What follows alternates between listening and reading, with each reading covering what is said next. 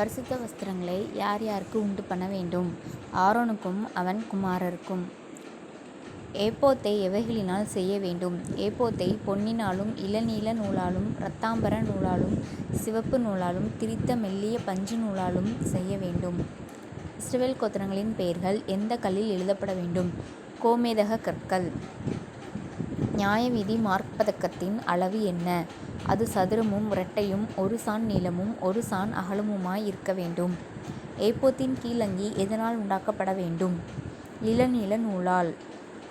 பலிபீடம் எந்த மரத்தால் செய்யப்பட வேண்டும்? சீத்திம். குத்துவிளக்கில் பயன்படுத்தப்படும் எண்ணெய் எது?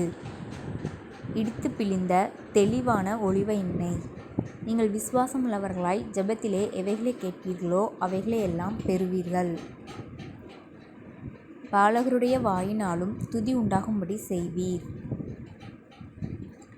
இயேசுவை எங்கிருந்து வந்த தீர்க்கதரிசி என்று சொன்னார்கள்? கலிலேயாவில் உள்ள நாசரேத்தூரிலிருந்து வந்த தீர்க்கதரிசியாகிய இயேசு.